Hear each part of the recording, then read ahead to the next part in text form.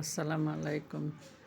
সকালবেলা রুটি পরোটা নাস্তা খেতে খেতে মাঝে মাঝে মন চায় একটু ভিন্ন ধরনের কিছু খাওয়া। তাই আজকে ভাবলাম দোকান থেকে একটু নান রুটি নিয়ে আসি আর হালিমও প্যাকেট নিয়ে আসি। বাসায় এগুলির আয়োজন করতে গেলে তো অনেক ঝামেলা, নান রুটি তো বাসায় বানানোই যায় না। তাই হালিমের মশলা আলাদা করে এবং হালিমের প্যাকেটের ডালগুলি আলাদা করে পানি দিয়ে ভিজিয়ে নিলাম।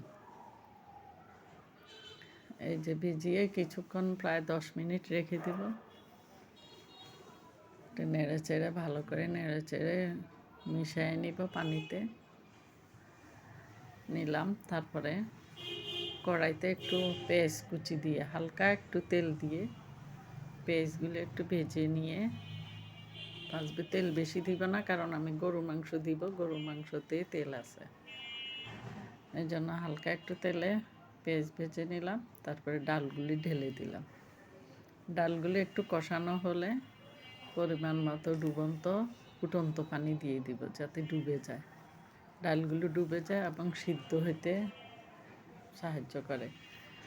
মানে বেশি করে পানি দিতে হবে, নাহলে ডাল সিদ্ধ হবে না। তারপরে মশলা দিয়ে দিলাম। মশলাগুলি দিয়ে নেড়ে চেড়ে এবার মাংস দিয়ে দিব। যে আমার গরু মাংস হয়ে গেছে, সিদ্ধ হয়ে গেছে, গরু মাংস দিয়ে দিব। এবার নেড়ে চেড়ে আমার হালিমও রান্না হয়ে গেছে। হালিম একটু বেশি পানি রাখতে হয়, একটু ঝোল রাখতে হয়, নাহলে ঠান্ডা হলে বসে যায়। তারপর ধনিয়া পাতা দিয়ে হালিম উঠে ফেলবো। বেশি ঠান্ডা করবো না, একটু গরম গরমই খেতে হবে।